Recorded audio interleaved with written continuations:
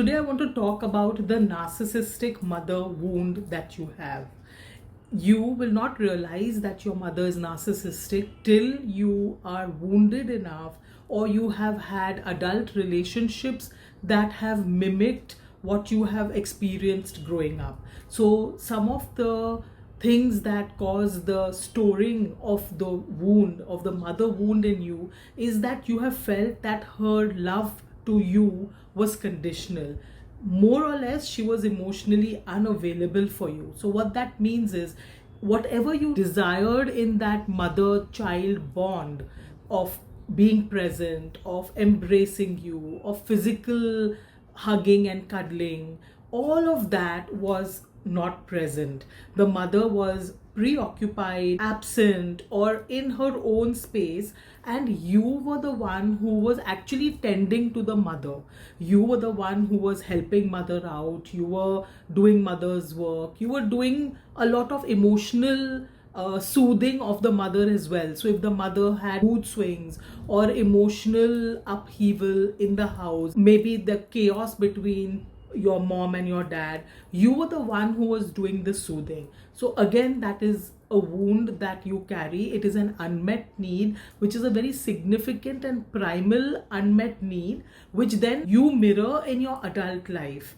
The other thing is, you internalized that not being loved as perhaps shame.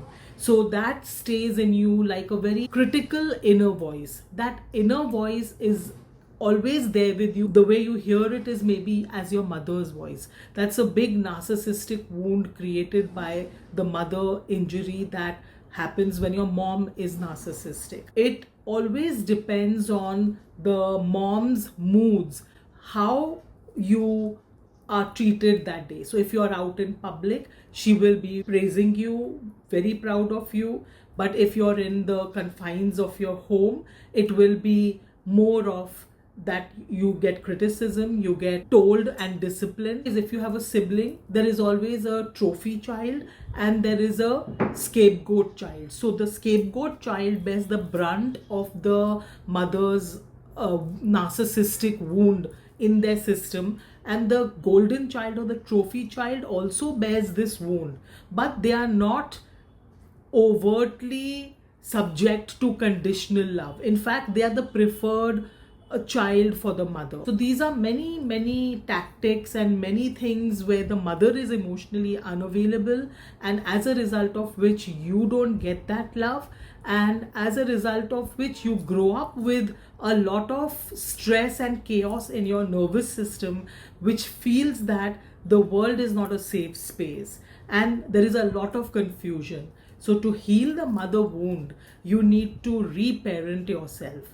You need to revisit that child that never got held, never got loved, thought love was conditional. You have to revisit that child, hold it, speak to it, love it, and that child then you have to become the parent of.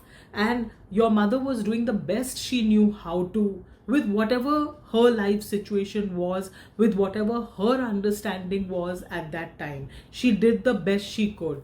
Today, you have to understand how you can reparent yourself, and if you are a parent yourself, then how your relationship impacts your child. So the generational trauma that you have right now cannot be carried forward, and you need to address that, because there is the stored wound that you have in your being and in your system that you are carrying. You have to cut that trauma, you have to process that wound, you have to process many events and things that have stuck in your brain, and you have to make sure that you have done it with compassion towards yourself. That inner critic that keeps telling you you're no good, you're not good enough, you will not get it right, so many other things that it tells you, and it craves for that mother's primal love, touch, holding, embracing, conversing, so many things. And then when you get into an adult relationship, you mimic that. All this has to be addressed and looked at, and you have to now get into that authenticity and that voice of yours, which is your truth.